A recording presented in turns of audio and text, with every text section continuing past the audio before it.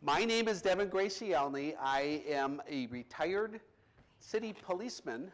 I retired 13 years ago from the police department, and I got into a little bit into history when I was in high school, and I liked it a lot, and I went to college and took some history courses there, but I never completed college I wanted to be a history teacher and a Phi Ed teacher. Never really completed college, got into construction, and the next thing I know, I'm taking the test for the police department. I got on the police department, and after 28 years of service, I retired. But in the middle of that time, I built a house in West Allis. Are there any city employees or ex-city employees in the crowd? Remember when you had to live in the city? So they gave you a certain amount of time to move into the city. Well, I married a gal from Muskego, and she did not like living on a 30-foot lot, and that's what I grew up on 71st and Washington. Everybody's house was on a 30-foot lot, and she grew up on a farm, and she says, oh no, we won't be having a house with a 30-foot lot. So we looked around, and we found a beautiful half-acre site just on 114th, just south of Oklahoma. And so about 35 years ago, maybe a little longer, we bought the lot, and then we built a parade of homes model from 1986 on that lot. And I had a wonderful neighbor. In fact, there is another neighbor here that built a house on the same street. Raise your hand. There, yeah. So on 114th Street, apparently that used to be a farmland way back 100-some years ago. So as I was saying, I'm building this house, and I get to know the neighbors, and all of a sudden, my next door neighbor across the street says, oh yeah, this was all farmland way back when it was town of Greenfield, and my sons, not my sons, but his sons, used to play in an old fieldstone foundation that was either a house or a barn or something like that. And one of these big fieldstones had a date scratched on it, and it was a date from the 1800s. So every spring and fall, I'd walk into this big field and look at these rocks that used to be part of the foundation, looking for that rock that had that date on it. And lo and behold, a developer came in, and the developer built what was called, it's now called Riverwalk. So that's about 116th Street, a nice condominium development there. And he kind of flattened the land and everything, and made it a little easier for me to walk around and look for this rock. I did find it there. The rock said 1890 on it.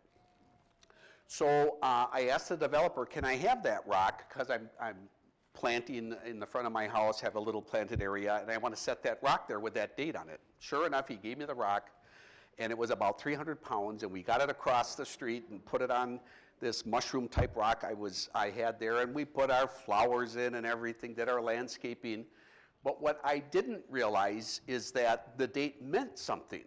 So every time my relatives would come over, my friends, my co-workers, they'd come see the house and this, that, the other thing, they'd say, what's that rock and what's the significance of the date? And I'd say, well, I don't know, my neighbor just said it was there. So that led me down to that little building on 84th and National that sometimes looks like a church and sometimes looks like a school, has a bell tower on top. That's the West Allis Historical Society building.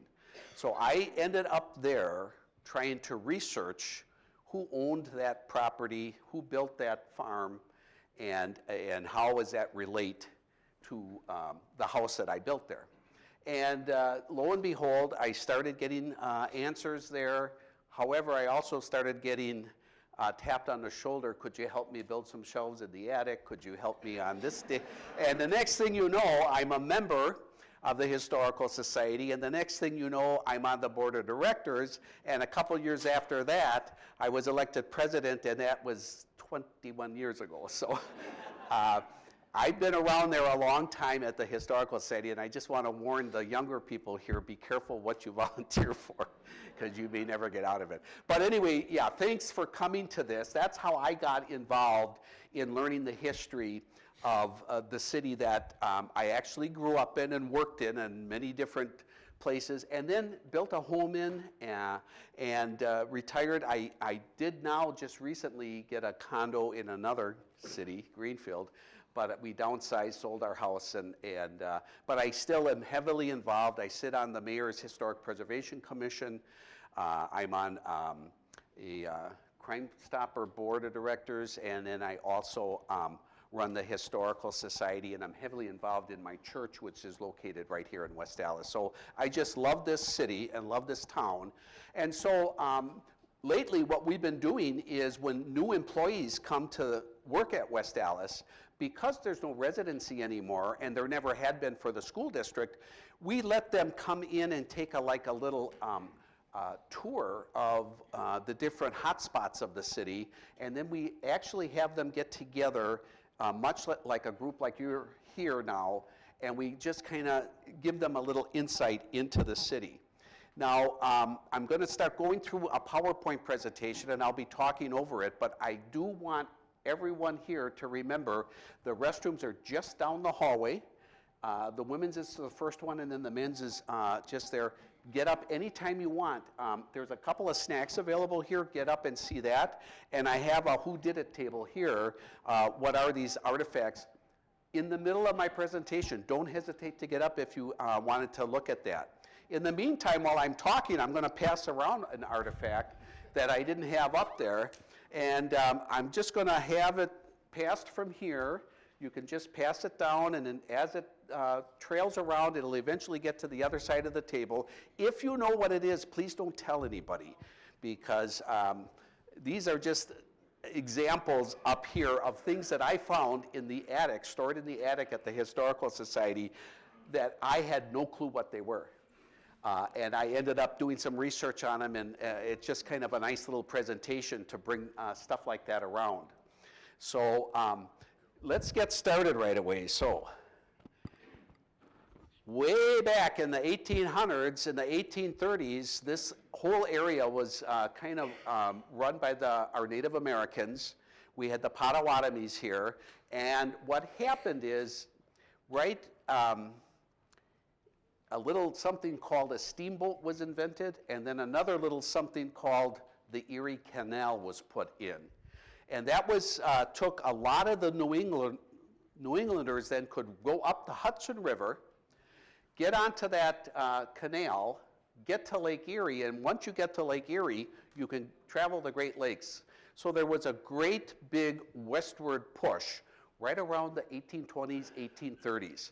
And people that came over from Europe, usually a lot of people can say they trace their roots all the way back to that Mayflower. They started coming west and getting more land. They had big families and that, and they wanted to go further west.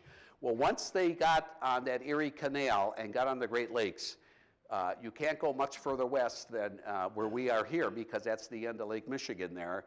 And so we had terrific people coming in, and they started buying up land, they started farming, they started cutting all the trees down, and that one of them was this Joseph Juneau. And then right around the 1830s, the federal government said, you know, we want to survey all that land and cut that land up into what we call townships. Anybody know how much land is in a township? I used to have to. Did I hear it? 36 square miles. You are correct. 6 miles by 6 miles, 36 square miles in a township. And township was the very first form of government here throughout the country, but basically in the Midwest here, we had township government all the way up until the very last township government in Wisconsin was, or in Milwaukee County, I should say. City of Greenfield, 1955 or something is when they incorporated into a city, and the township government was gone in Milwaukee County. So these are just a couple of names from the area. This one was Reuben Strong. He had his farm right, actually the Strong farm was very, very close to where the museum building is now on 84th and National. Bigelow Case had a farm ship right here. And then we're coming up to right around the time of the Civil War, and just after the Civil War, we had a lot of veterans coming back. Come on in, if you can find a chair. Oh, there is one right here. Yeah. Oh, good. So we had a lot of returning veterans from the Civil War. If you remember, there were so many deaths and injuries in that Civil War that they started building these national places to take care of it's the beginnings of the Veterans Administration. But they were called soldiers' homes. So this one is called the National Soldiers' Home. And actually, the word National Soldiers' Home wasn't because it was on National Avenue, it's just the reverse. It was the National Soldier Home here in the Midwest that when they put the street through, they named the street National Avenue after the soldier home, not the reverse. So that started a big, I want to say, explosion of then people coming in, buying up large tracts of land and then trying to develop it, plat it out for houses and stuff like that. They knew that a national program was right here, which we call it our VA now, and they started planning that out, and then they started planning out areas around that. Another thing happens in the later 1800s is the old Stevens Farm, which was located right smack where the State Fair Park is now. They sold that to the Department of Agriculture, and in 1892, that became the State Fairgrounds, the permanent State Fairgrounds for Wisconsin. Now, prior to that, there were state fairs, but they were held kind of all over Wisconsin, some in Dodge County and Dodgeville and other places like that. But they had a permanent home, and if you can see up there, that particular track was a horse track, and that's exactly where our Miller Speedway is. It's exactly the same spot, has not changed in over 100 and some years.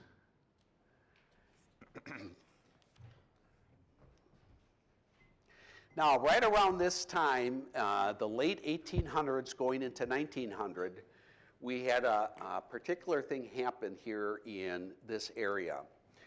We had, and it still is common today, that Milwaukee and this Midwest is one of the big manufacturing places in our country.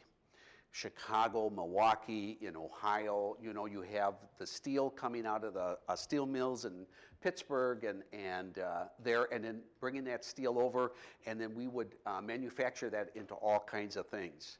Well, in that late 1800s, there was a place located on the east side of Milwaukee, southeast side on Barclay Street, called E.P. Allis. Well, E.P. Allis ran out of room down there in Milwaukee. So they decided to build a second plant, and also they wanted to kind of conglomerate a couple of other businesses and get partnerships. So 4 different businesses joined together in Chicago and signed documents, and that's what became known as Allis Chalmers. They took the E.P. Allis name, and they took a guy named Chalmers Fraser Industry and the Gates Iron Works and one other company, and they amalgamated them together to become Allis Chalmers. Well, then they're looking for a place to build their magnificent big factory or manufacturing plant. And a couple of smart developers here in this area that we now call West Allis, it was at the time called North Greenfield, they talked another farmer who had 100 acres going from like Hawley Road to 70th, from Greenfield Avenue all the way to the railroad tracks. They talked him into selling that to E.P. Allis, and E.P. Allis then built Allis Chalmers right there. When they start that, tons of other support businesses come into the area, and other light manufacturing businesses, and then other heavy manufacturing moves in. And that's why we had a Kearney and Trecker plant right here in West Allis. And we still have a big hammer on there on Burnham. unit drop forge is still in operation over 100 years now. There's another one, Motor Castings, I think they're just in the process of closing right now off 65th and Greenfield. But we had these gigantic companies come in, and literally there were homesteads, but they were like farm homesteads, and then these big plants come in. Well, now what are the developers going to do? They want to buy up the land around the plants and start platting out subdivisions and streets. So the people wouldn't have to take the streetcar from South Milwaukee or from the north side of Milwaukee to work at these Allis Chalmers. Instead of taking the streetcar, they could maybe build a house a couple of blocks away and get their lunch bucket and walk to work. Here's an early rendition of what Allis Chalmers looked like, and you can see all the houses that are springing up now in that farmland surrounding the plants. Federal Malleable Company, that was at the end of 72nd and Walker. Press Steel Tank Company, big company that was right on Greenfield Avenue. Right now that's being developed into all kinds of things where they have some businesses in there, and then they have some places for residents and apartments and that. Milwaukee Stamping Company, West Allis, Wisconsin. All these big manufacturing companies came.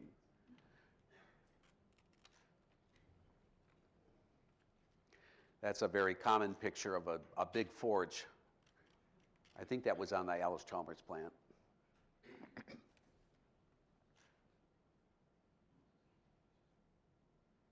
These are just some pictures of the plant get-togethers. Now this happens to be like I think this is a picnic.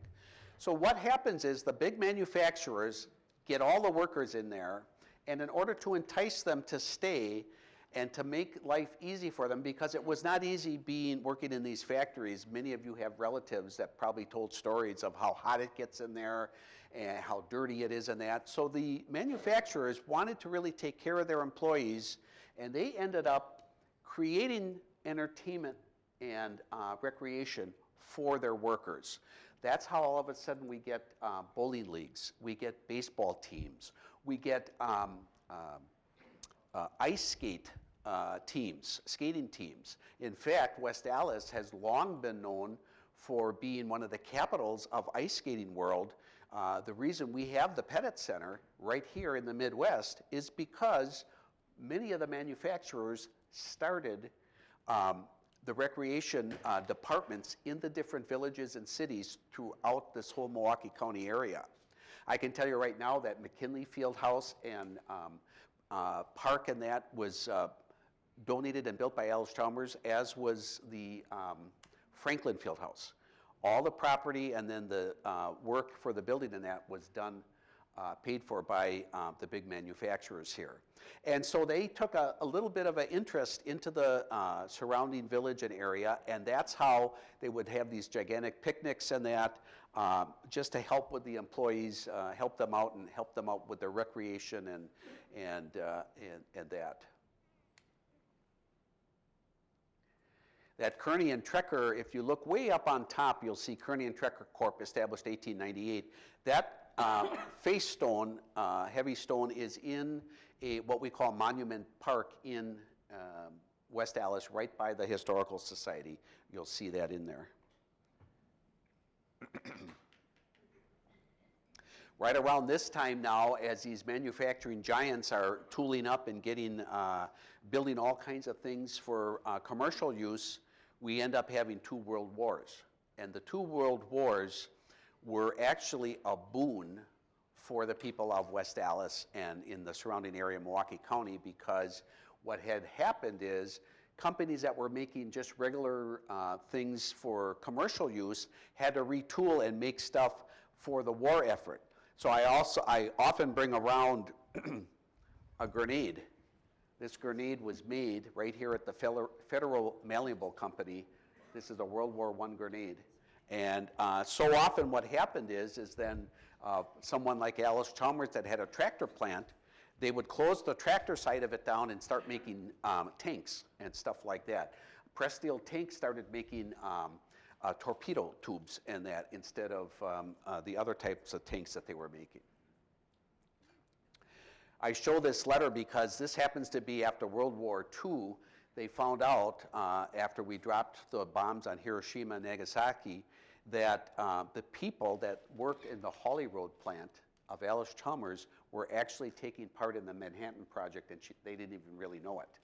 And so this letter comes from the Defense Department celebrating and congratulating all the workers and the work they did here in West Allis for that Manhattan Project, the Los Alamos Project that ended up with the atomic bomb.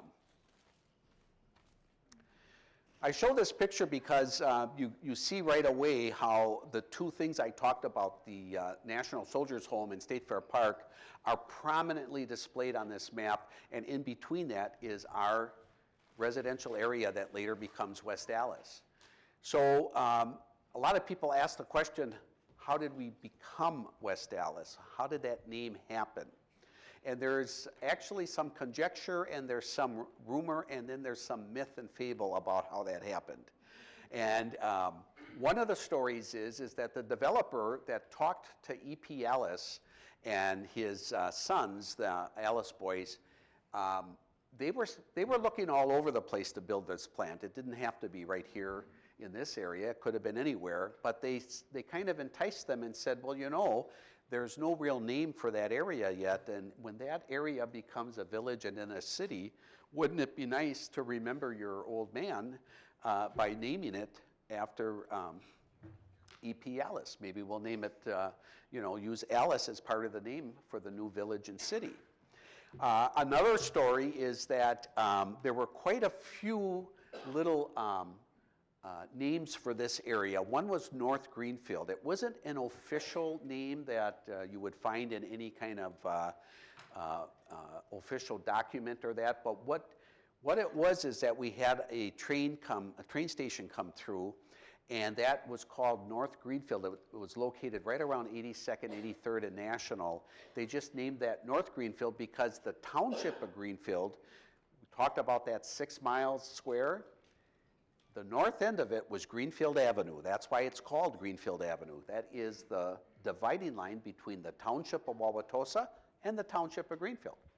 So that dividing line there, Greenfield Avenue, was the north end of the Township of Greenfield.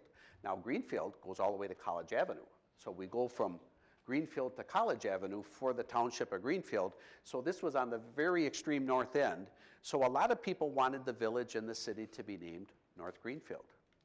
Then you have a contingent of the very, very, very early settlers here in this West Allis area that came in the 1830s and 1840s.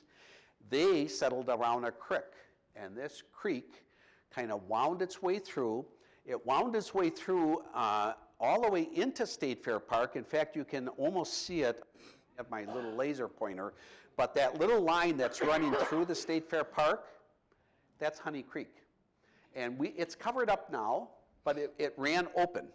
And it went right in the middle of the racetrack and then back out again. And it still does today. It runs that same way today, except it's encased in concrete tubes. So they named that Honey Creek because when they first came here, that creek was surrounded by fruit trees. And the fruit trees drew bees because of the blossoms on the fruit trees to get their nectar to make their honey, so a lot of the beehives, natural beehives, were in the trees. So they called it Honey Creek, because that's how they named it. So a contingent said, well, let's name our village Honey Creek. You know, that's a nice name for a township, you know, the town of Honey Creek or the village of Honey Creek. And so as the story goes, there was a meeting set up in a couple's hall, which was like above a tavern, down there, right around, that building is down now, but it would be right where Greenfield Avenue and 60th Street meet, kind of like by the old Presbyterian church down there. They were gonna have a meeting of the residents to pick a name. And they told everyone to come at 8 o'clock at night on this certain day, we're gonna have a vote.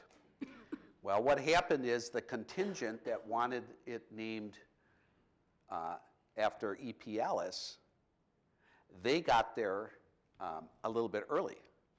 They got there like 7:45, and they decided to have the vote before 8 o'clock. And that's how we end up with that name. Now people will say, well, okay, so you're gonna name it Allis, why isn't it just Town of Allis? What's with the West? Well, here's what happened in that scenario. The E.P. Allis Company, way down by Barclay and Beecher and Lincoln, way down by the lake, they were still working. And then they built this plant here where we are now, and we were quite a bit west of that plant. As materials started coming for both plants, they were getting off the trains and off their trucks and that. At the east plant, they'd be up there at the E.P. Allis and they'd say, no, no, no, no, take that to the West Allis plant, not the east one. So that just became something that they kept saying to the truck drivers and that, oh, what plant are you going to? Oh, I'm going to the West Allis plant, not the east one. So that's another kind of myth or maybe story or, you know, how we happened to get the name of West Allis. I can't tell you how many times I'm on the phone at the police department, and I think some of the other city workers, and even if you're in a big company and you're located here in West Allis and you're on the phone, and they go, West Dallas?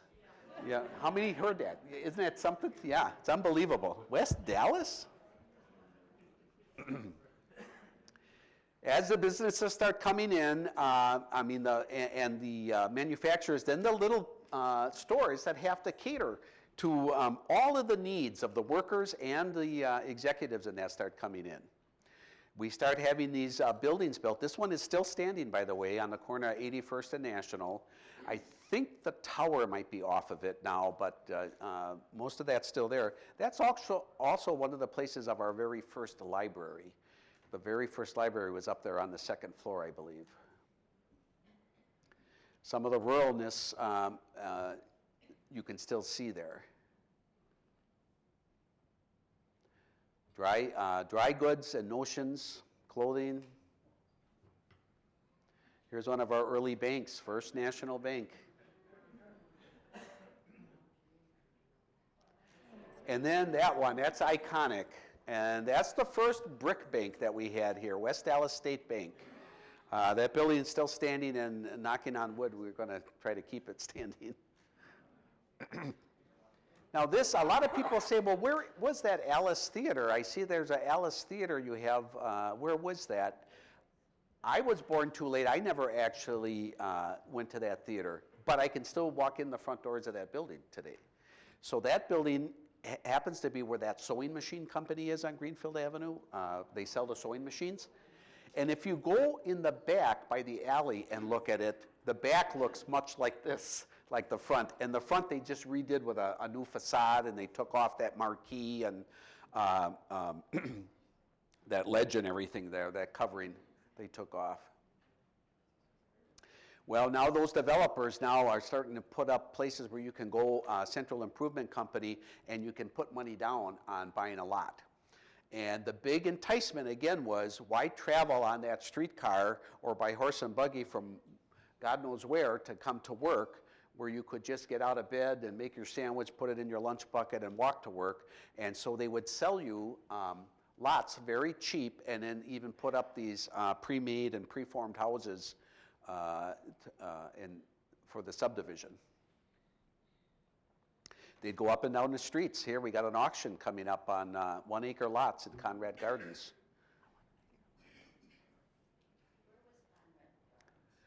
Konrad Gardens, the way I understand it is it was right behind Konrad Gardens. Was around St. Aloysius, if I'm not mistaken, somewhere in there. They had like celery fields in there and that. And then they also had some, the Konrad Flats are located on Mitchell and Maple Street around where that, what's that business that's there now? Christian Hansen Labs, yeah. That's my understanding. Now the one that said west of 92nd, that's the one that was behind St. Aloysius Church. Well, lo and behold, we do get our name, and we get our name because of Allis Chalmers. And so we become West Allis, and of course we have to have as part of our motto, manufacturing, industries. So we have what? The cities of homes and industries. And I think this sign, I bet you that was on for 50 or 60 years. You would go into and out of West Allis and see that sign. It's changed quite a bit now, but in fact, our new logo happens to be right here. But it's changed a couple of times, but that's the iconic one. And because we had so much industry and they paid very good taxes, we were able to put up a lot of city buildings in a hurry. And we became the capital of industry. What you're looking at is our second fire station up in the, up on the left. And that was built in the 1920s. Then in 1921, it'd be our second city hall, and that was located right where this building is now. That city hall was right on this spot where this council chamber is, and the city office building that's right behind this council chamber was put up while that building was still standing. And I'm told, and I was around, it was in 67, 66, where they actually put planks from the back of that building to the front of this building that's next to us. We're kind of all joined together now with this council chamber. And they put planks and then wheeled the desks and chairs from that old building right into the new city hall, right through the windows they went. But that happens to be, that picture is the very first city hall, fire department, police department, public works, health department, everything but the library. That building was built in 1906, and that building is on the site of our second police department, and the second police department is the one up on the right. So that was built in 1930s, in the 36, 37, but before that building, that's what stood on the site. And of course, your policemen and firemen had to use horses for quite a while. They didn't have, I don't think they bought their first engine until like 1916, 1918 was their first gasoline-powered fire engine. And that happens to be a picture of it. And as you can see what happened, do you see that first building? Whoops, I went the wrong way. I'm going the wrong way. That first building there got added on to here. Can you see that? And that got added on to, and then finally they just outgrew it because they couldn't have all of the city hall and the fire department, police department all together, and that's how they started just separating them out. There's the construction of what would be our second city hall, and that's right here on this site. It was a beautiful building. And that's what replaced it. And you can see where the council chambers are is on the left side. That's where you're sitting right now. And the building behind was built right behind that old city hall, and that's where I told you they moved the furniture right through the windows. And everyone remembers our beloved Carnegie Library. That building is still standing, and it's now in reuse as a senior home. Nice apartments in there. But I have fond memories of that because I lived in the area, and we maybe on Saturdays get a chance to go up to the library, take out a library book, go in the children's department downstairs and that. But I remember in high school, it's a story that I tell everybody, of course, in high school, as a teenage boy, where's the last place you'd want to be found? And that's in a library, especially if you didn't have to go. But all of a sudden, I'd be telling my mom, yeah, I'm going to the library tonight. And my mom, who never missed a beat, would say to me, oh, what's her name? You know? Because you weren't going there to study, you were going there to meet a girl, you know?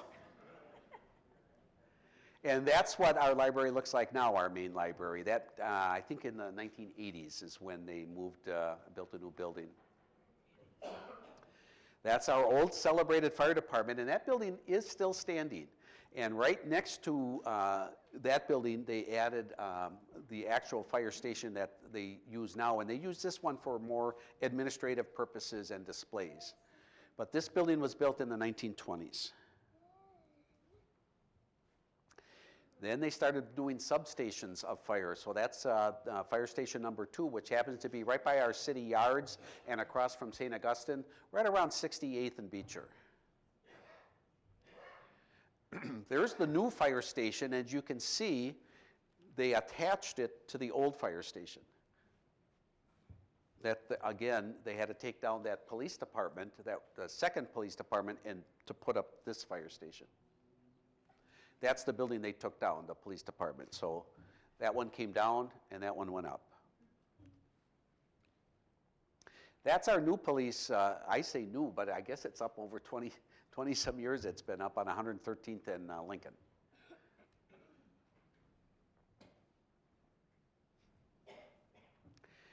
I show this picture because we talked about all the different departments in the city. Well, there was one department that got its own building right from the start, and that was our water department. So the very first pumping station is this building here, located right around 56th and National, right where West Milwaukee and West Allis meet. They put a pumping station up in order to bring Milwaukee water into the West Allis area, and so that's our very first Department of Public Water.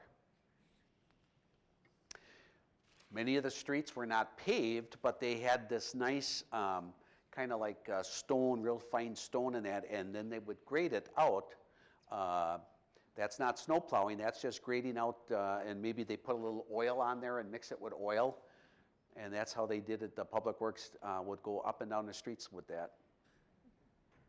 Then the Public Works got mechanized.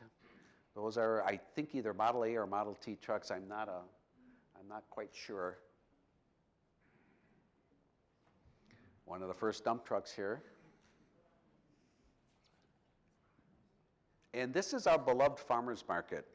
Farmers market has an interesting tale to it because the very first farmers market, does everyone know where the Epicoche Church is? Used to be the Paradise Theater. That was the site of the very first farmers market in West Allis.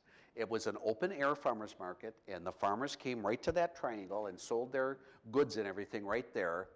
And when they decided to make it a more permanent one, and they wanted to sell that chunk of land for the Paradise Theater that went up. It was a Fox Theater that went up, and it actually went up and had its grand opening. I believe it was either the day after or the day before the big Wall Street crash. So it was October 29th or October 28th, 1929. Is when that Paradise building was built. Well, anyway, they built this one. They had to take all those shacks and that. They dragged it up about 5 blocks and set it on some vacant land. And then they decided, well, we're going to purchase this land, but we have to make it a little flatter in order to build the farmers market that we want there. And they actually used dynamite to blow out some of the rock in that, where the farmers market stands right now. So that was built. The municipal market was built, and it's the longest continuing open air market in the area. In fact, it's over 100 years old now. Not that particular site, but when you take that very first site and this site together, you celebrate 100 years of the market being in business.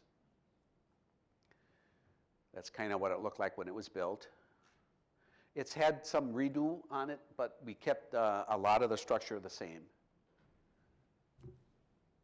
That's a picture of our health department. This is another thing I put up. A lot of community stuff starts in West Allis. As we start making money and as we're starting a nice community aspect, we end up, because West is in the name of West Allis, there was a group called, I believe it was called the Charities, West Allis Charities, and they decided, well, let's have a parade and celebrate the Wild West, and we're the West Allis, type thing. And this went on for, I think, over 30 some years, Western Days. Who's all been to a Western Days parade? Yeah, and remember how they billed that as the longest non-motorized parade in the world. That's how they build it. Now, I don't know if it ever got into that book, that Guinness World Record book, but for quite a while, you could not use any tractor, not even an Allis Chalmers tractor, to to tow your float down, you had to use either horses or oxen or whatever. So that was nice, and they raised lots of money for lots of charitable causes here.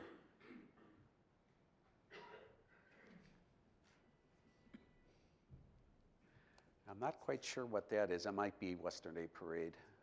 Oh, the world's largest. Oh, there it is. The world's largest non-motorized parade. So sorry about how dark that is. That came off of a newspaper article. Now I'm trying to remember. Oh, this is when a lot of parades happened right down the street, right outside here, Greenfield Avenue. And one of the celebrities, besides Bob Hope, who used to come and go at the fair all the time, but one of the celebrities to drum up support for World War I, he actually was in one of the marching bands of one of the services. John Philip Sousa walked right down in front of this building, right down Greenfield Avenue.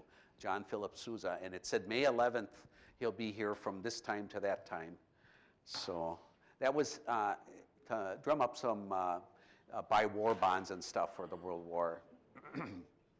Anybody know what that building is? Yes, who said it? I heard someone say Mitchell Manor. So another famous celebrity from Milwaukee, and of course we have our airport named after him, Billy Mitchell. Well, his parents and their parents, they moved into the Milwaukee area many years, before. And in Milwaukee, it was built on a swamp. And so in the summertime, it got very humid and very buggy and lots of mosquitoes in that. And so a lot of your more well-to-do families went out west and had summer homes, much like we have summer cottages up north or whatever. They have summer homes. And so this was the Mitchell summer home. Who knows what their main home, that's still standing? The Wisconsin Club was the main home for the Mitchells. So the Mitchells, like General Billy Mitchell that we named our airport after, he played in this house, and attached to this were grounds, including polo grounds, including horse track. In fact, they called that the whole estate. Anybody got the name? You might live right there. Where's the Wallachs? Meadowmere, yeah. That's right where they called that. That was called Meadowmere. Speaking of General Billy, there he is.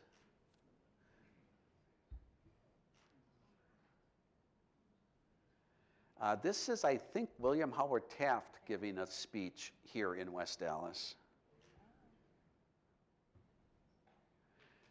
And I don't remember the days, but apparently we actually had some planes land right at our fair park. There's a cute story. One of the people, one of our boys that got drafted in World War I, he writes a letter home to his mother, and I don't know if it's included in these letters here that I brought in, but there's, he says, I remember the only airplane, and he spells it aerial plane, that I saw was at the fair park in West Allis. It would make a couple of flies around, and that was it. He said he's in France now, in the trenches, and he says they're coming over like hordes of them. So he said he couldn't believe it, and as you can remember, World War I, that was probably, you hear the stories of the biplanes and triplanes and all that. So it was quite brand new at that time. That's what our track looked like before they asphalted it. And those are sulky races. I think those are the ones where, if you can see the horses there, they got a little cart behind them and a rider. Speaking of our famous celebrity that visited, and he always stayed at the hotel on 74th and Greenfield, which is now a senior center. What was it called before that? West Allis Inn. And who played at the piano bar? Irish OLeary. I like that. I remember that. And this is another oddity to West Allis, and I understand it's also an oddity up in Green Bay around Lambeau Field, but that's where you can park up your lot, And I have a very interesting story about this. Well, grew up in West Allis, and it was very common to park your lot in and make a couple of extra bucks. But when I got on the police department, I joined the police department, and I joined on July 30th. They threw me in a uniform and put me right out on 84th and Lapham. Not much training, and I don't even know if they gave me a gun or not, but they said, you got to swing traffic, it's whistle, it's 1 for stop and 2 for go. And that was it, that was my training. They needed bodies out there right away. I am out there, it had to be right around Maple, Mitchell, 84th or something like that, and this lady runs up to me and says, officer, officer, come here, and I'm running over there, what am I gonna do, you know? And she says, look, and I'm looking down, and she says, that's my house there, look, and I'm looking, I don't know what she's pointing to. She says, look, they parked up my whole front yard. But everyone's front yard was parked up, you know, it was the thing to do. And I didn't understand what happened. She said, I got up and I went to the grocery store, and when I came home, my whole front yard is parked up. And now what am I supposed to do? A lot of the plates are from Illinois, and you know, I didn't know what to do. All of a sudden, a guy is running back, and all of a sudden, I see him running, he goes right to a car that's parked there. He forgot his camera, he's gonna get his camera, and I says, sir, what are you doing here? I says, you know, this lady, you parked in this lady's yard, and he says, I paid $5 to the little kid with the flag. Honest to God. Talk about entrepreneurship in West Allis. Some of the parades going down Greenfield Avenue, and I show this picture because everyone remembers the iconic water tower that Allis Chalmers had. That came down in the 1980s too. And this happens to be a picture. Remember I talked about ice skating and how West Allis had an ice skating club, and it was very, a lot of champions came out of there. Well, believe it or not, ice skating in West Allis was big from the 1920s onward. I've got a display at the museum, and somebody got it awarded the silver skates. And on the skate, it says, first place, 1920, engraved right on the skate itself. But those races actually took place in the McCarty Park Lagoon. That would freeze over, and they had international races. People from Finland and Russia and England, Canada were coming down and racing up until this particular thing gets built. This is the very first outdoor Olympic-size rink in the country. In the country. There was not another one before this one. This was done in I believe it was the 1960s. Remember, it was outdoors, and they froze it over, and they had their time trials on that, and the Olympic team from our U.S. Olympic team practiced on that. And so that was the very, very first one, and it's the first one in the country. You would think places like Lake Placid or Colorado or something like that would have it, and so that's the precursor to what we have now, which is, you know, that Petitte Center. And here they are. They're ripping out the old one to put the new one in. I'm happy to answer any questions anybody might have. Also, this is a great open invitation for anybody that has never been to the museum on 84th and National to come on down. I have some brochures here if you'd like, and there's some show and tell items up in front here. Don't be afraid of handling them. Did the glass thing get across? Got up here. Oh. How many people know what that is? We're hiding. I don't want to be sexist, but most of the women know. And I hate to play that card, but that's what it was. I found that up in the attic. I had no clue what that is. Who had their hand up here? Rolling pin. It is a rolling pin. And it's a rolling pin that you put either ice water in or actual ice chunks. Apparently, there must be some kind of thing you have to roll out with cold rolling pin. Yeah. I know a lot of you went around and maybe looked. A lot of you might have peeked at what this is. Is there anyone here that didn't peek? that wants it? So go ahead and pass it around and see if you can tell me what that is. That was another thing. I just have a ball going up in the attic of the museum. There is so much stuff kind of jammed and stuffed up there, but this is one of the things I found, and I have absolutely no idea what it was. And as it goes around, I'll give you another hint. I can tell you that in the 20 years that I've been president, I've been up there, and it seems like every time I go up there, I find something new. So I'm looking for stuff that was stuff that was invented 100 years ago. I have a little display. Oh, this stuff was invented 100 years ago, and I just was looking for stuff online, where the patents came out and when it was invented and that. And it's unbelievable what stuff is just only 100 years old now. Good example. SOS Pads. 100 years old. And the story behind that is, it was a pot salesman that was going from door to door selling pots and pans. And he needed a quick way to scour those pans out. So he sat at home in his garage, and he saw some steel wool, took some steel wool, put it in a bucket of soapy water, took it out, let it dry. After it was dry, he put it back in, took it out, let it dry until the soap stuck to the steel wool, dry soap. And he was going door to door, and these women were not buying the pots. But the one woman says, I don't want to buy any pots, but I certainly will buy that steel wool that you're cleaning, because that makes it a lot easier to clean. And that's how SOS, and believe it or not, anybody know what SOS stands for?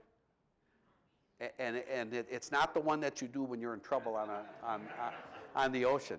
Save our saucepans was save our saucepans. So that's just one of the things, and all the men in here would be real happy. I have a picture of the man and his invention, and it's only 100 years old. I think it's 102 years old now, maybe 103. But it is the thing that we like most often on our jeans, the zipper. Got its patent about 102 years ago. Before that, it was all buttons. And when you're in a hurry, the zipper is kind of nice. So I have a lot of those things. Keds sneakers, 100 years old, Keds sneakers. Hamburger bun, about 102, 104 years old now. Well, as I'm in the attic looking for these 100-year-old things to put in the display case, all of a sudden I see, I'm kind of looking around, and I see we had a bunch of bicycles and stuff up there. I look up and I go, well, that's a really odd-looking bicycle. Let me look at that. I bring it down, dust it off, and the sprocket, where the pedal is weird because it has an H and a D 3 times in that sprocket. Well, what did that Harley Davidson. I start doing some research on the internet, and I find out, oh yeah, from 1917 until 1924, Harley Davidson made a bicycle. And they marketed it to the younger boys so that they were used to 2 wheels, so when they graduated out of their teens, they could buy the Harley motorcycle. I packed it up in my van, took it down to the Harley Davidson Museum, got it authenticated, and yes, it came in the 1960s, somebody donated it, and now I have that on display. I mean, I just love taking stuff out of the attic and getting it on display, because we don't allow the general public in the attic, so it can't be seen up there, so I never store anything away. I never ask that question. And I tell all of the kids when I have the Boy Scouts, Girl Scouts, and school groups come in, I say, we have a lot of old things in here. And when you're home, you might even see something here that you have at home, or it's hanging on the wall at Grandma's house or Aunt so-and-so's house. And when they say don't touch, that's it starts with an A. And right away the kids say, oh yeah, that's antique. Yeah, it's an antique. We can't touch that. You know, that belonged to great-grandma or something like that. And I says, when that item comes into a museum, we keep the A, but we change the rest of the word. It goes from antique to artifact. And so now all of my things that are old are called artifacts. And we don't actually put values on them as far as museums go. Now, I know if you went to Sotheby's auction or something like that, they'd have a value of what that bicycle's worth. I have it up so high that no one can steal it or ride it out of there. So, an interesting thing about that, if you look at that, you'll see that the rims are made out of wood, but the spokes are metal. So it's wooden rims back then. So and these are just treasures that I find all the time up in the attic. And by way of mentioning another thing too is if you have a collection of items at home, let's say you collect bottle caps or baseball cards or pot holders or whatever, we always open up a couple of our display cases to the general public to come in, and you guys can put your display up however you want it, and you could leave it there for a month, for 6 months, you know, and then invite your friends and family to come down. Hey, your neighbors, come and see my collection of Zippo lighters or my collection of shaving mugs or whatever you have that is close to your heart. And we really don't care what it is. My sister one time, for a little while, came in. She had a collection of over 230, let me see if I get the word right now, Smurfs. Those little, with the hair, I call them damn dolls, but they were Smurfs. And she brought them in and filled the whole case, and the kids just loved it. So that is always open for anybody that wants to display any of their private collections. We do not insure anything, so make sure you have good homeowners insurance in case something were to happen, but I've never had a claim. We've never lost any items at the museum. And of course, you all remember Settlers Weekend that we've had. We had it for 13 years in a row, and we ran into a little bit of some financial difficulties, so we could not put one on last year, but we are trying to look for another donor. It costs about $10,000 to put that on every year, and I usually like to start it off with a business or some very wealthy person. If they want to give me $5,000, I will definitely put one on this year. But so yeah, we are constantly looking at that, and we are looking to get younger people involved in museum work and maintaining this, because it's such a treasure for the whole community. So besides having a lot of artifacts and stuff in the museum, we have the city directories going way back. This one's 1904. And they stopped printing them in the 1990s, and because they're all available now, I guess, on internet. But interesting that you mentioned that the streets changed. 1933. The 1933 city directory will have both addresses in. So if your house is older than 1933, it may have had a different number on the, and then on a different street name. Now what happened is this. Throughout the entire county from the lake, actually it was from the river or right around Plankington Avenue going west, all the streets numbers moved approximately 8 to 9 blocks. So 60th Street prior to 1930 was called 52nd Avenue. So we went from avenues to streets in 33, and we moved about 9 blocks. So I'm trying to remember what, 92nd was called Woodlawn, but I can't remember if it had a number name or not. But yeah, okay. So it was like 8 blocks difference. And a lot of homes, we have many, many homes that are over 100 years old and in great condition here in West Allis, but you may come across an old picture that has a different number on the house and then a different street name. When I showed that one city map up there, that only went to 92nd Street. West Allis, for the longest time, up until the 50s, only went to 92nd Street, and in some areas they went a little bit further west. But then we had a mayor in Milwaukee that started thinking that he could maybe annex township property and envelop and get Milwaukee all the way around, all the way to the county line. And that was in, they started talking about it in the late 40s, and then in the early 50s is when they really wanted, this particular mayor wanted to really kind of envelop and make Milwaukee and maybe just assume all the suburbs. Wauwatosa, West Allis, Greenfield caught wind of that, And they started, okay, we're going to go from 92nd, and we ended up actually in a series of annexations going all the way to the county line to 124th. So we increased our size of our city in the 1950s. We went from like 6 square miles to 11.2 or 3, whatever it is now, square miles. And at one point, we were thinking of annexing all the way to Layton Avenue. There was some talk about doing that because remember I said the town of Greenfield didn't become a city until the 1950s. And they have a sign right outside their city hall saying they were the last township government in the county. So, but township records were hard to get. So even though West Allis records and some records in the areas right around our museum, there are good records from abstracts and stuff like that. The actual building records and township records for both Greenfield and Wauwatosa, they weren't kept very well, and then a lot of them got destroyed. So I did end up finding the name of the, I'm trying to remember the name of the farm because he was, maybe Lila can help me out. He also was a postman out there. Was it Bell? Was that the name? I'm trying to remember, way out on the, yeah, so it was it was a farm. And as it turns out, where I built my house on 114th Street was just one of the fields for that farm. But it was a farm, I believe the name was Bell, that built that barn or house, whatever it was. It was just unusual to have that scratched in.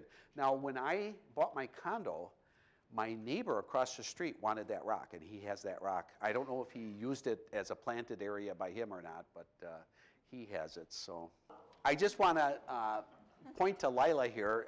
Stand up, Lila, so people can get a look at you. She's my memory bank at the West Allis Historical Society. So when you ever have a question about your house, your property, or that, Lila also is grown up here in West Allis like I did, but she has a mind like a steel trap. I mean, she has a memory that's unbelievable. It's so cool. So what happened is in the 1930s, when we were just trying to pull ourselves out of the Depression, we had a couple of projects going. The most one that people understand are the one that's called CCC, Civilian Conservation Corps. But if you were a member of that in a local urban area, they called it the WPA, the Works Progress Association or Administration. And the Works Progress Administration, they went to every county park in Milwaukee County, and where you saw the Lannon Stone on the bridges, they did all that in the 1930s. We have one bridge surviving here in West Allis, and that's the bridge that went over the Honey Creek, but now goes over nothing because they encased the Honey Creek. But that bridge is still on our grounds on 84th there. And if you, there's a picture right there at that bridge of the open creek, and you can see that they even put Lannon Stone in the creek walls. What we have from Allis Chalmers is we have the quite a bit of printed material and some labor stuff from unions, and then we have when people worked there and they got their 50-year pin or their 25-year pin. So we have those kind of doodads that families have asked to donate it to our collection. So we have that stuff, but I'm understanding that the majority of the paperwork and all that involved with Allis Chalmers went to the County Historical Society. Am I right, Lila? That they went? Yeah. But as far as saving big machines or anything like that, no. Although, where's Don Wallach here? Is he still here? I'm trying to talk Tom into giving me his Allis Chalmers snowblower when it finally, And we do have a famous guy here. He worked for the city and sat on a bunch of boards. He collects Allis Chalmers tractors. A guy by the name of Jerry Motter. And he actually stores his tractors right on the Allis Chalmers property. He's either leasing or got permission. He must have 13 or 14 tractors there. Yeah, he's got quite a collection. It's not a discussion that I know of here in West Allis. Now, everyone knows that Liberace was born in West Allis, but he did most of his work and went to school and everything in West Milwaukee. So 1649 South 60th is the address of the home that Liberace was born in. It's about, I want to say, 1 or 2 houses off the alley right where Mitchell meets 60th on the west side of the street, 1649. But they were renting that house, and they were only there for about 3 months. And then they moved to a store. They lived above the store. Used to be, was it Mechanic's Pharmacy on 60th and Burnham? They lived there for a little bit, and then they finally got onto National Avenue, and then the Liberace folks, and of course him himself, lived there until he graduated from high school. So, and the parents lived there too. So I know West Milwaukee named their auditorium after Liberace. And there was talk years ago about a statue. In fact, our Historic Commission actually contributed some money to someone that was trying to raise money for a statue. But to my knowledge, they haven't done anything here in West Allis. We started losing some of our more important buildings that I can remember. Everyone remembers we had that little train station that kind of had a fire, and then it got bulldozed down. But we also had Sousa's, which was the Allis Chalmers Clubhouse, and remember all of the post-proms that were held there and that. All of a sudden, these buildings started disappearing.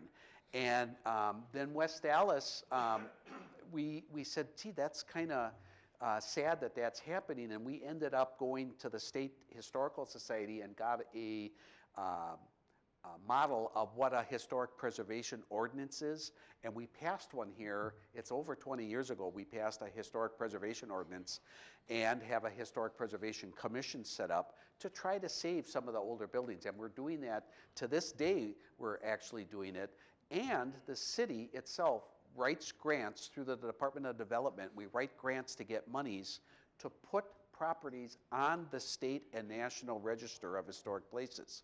So for a good example is the building that is the museum building, that old schoolhouse, that's on the national register. The city also put, I'm trying to remember, the Seneca station, that little, you know, we put that on the National Register of Historic Places. I believe they put that early fire station that they're still using, that's on the National Register. And we take the monies from that grant, and then we save some monies from that and have people that are living in homes that would qualify for national recognition. We underwrite that. In other words, if you as a homeowner have an old Victorian home or something and it meets the qualifications, we'll actually, as long as the monies are there, we actually do the research and have that put on the National Register. What building on Greenfield Avenue is on the National Register? Anybody know? Post office, yes. Right over here, the post office. Why is that on there? The paintings inside. Good. The murals. You got any other questions? Yeah. What are you doing Tuesday nights and Sunday afternoons? But yes, the murals that were painted in there by Frances Foy. She was an artist, and she actually was part of that WPA project where President Roosevelt even had artisans come together and paid them to do murals in public buildings. I know Wauwatosa East High School has a mural in there too. But those murals are the reason why that post office is on the National Register of Historic Places. We had a company just up the block this way. It was the Fulton Company. And that was up kind of close to the museum off National Avenue, a little bit south. And they made a lot of different things. But one of the best things that they patented, and it came right out of their company here in West Allis, I know of a couple of things, but Lila seems to think the best thing was the defroster for your car. That was invented right here in West Allis, car defrosters. Also, the wing window. Remember how the cars had that wing window? An invention right here in West Allis, yeah. Now, some people actually cheated and looked to see what this was. I had no clue what this is. Here is this thing. Don't really know what it is, but it's nice crystal glass. And what it is, I can show a picture, but it's not going to say. A limousine vase holder. So it goes in a limousine. It hangs in a limousine. You put fresh flour in there and water every day. So a limousine vase. Limousine bud vase. This is funny because I had no clue what this was. I didn't know when it came into the museum. Does this go in the hardware department? Does it go in the blacksmith shop? Where does it go? And for those of you that I think a lot of you are going to know exactly what it is as soon as I bring out the other part to it. But this is actually a kitchen thing. It's got a hole on one end, but no hole on the other end, and it looks like it's a plier or something. Well, as soon as I put this in there, everyone's going to know what this is, right? I'm putting a little stick in that hole. Not a pencil sharpener, no. Here it is. Listen, 1950s, 1960s, mock chicken leg former.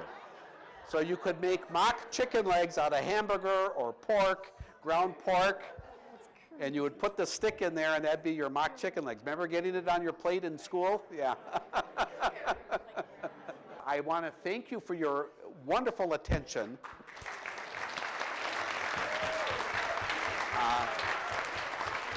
Now, if you guys are members of any organizations, I do a lot with, I'll give this same talk at the Rotary, the Women's Club. I go to senior homes in the area. I offer this. There's no cost to it at all. I bring my little tabletop museum, and I'm happy to just share my thoughts on this wonderful city that we live in. So thanks again.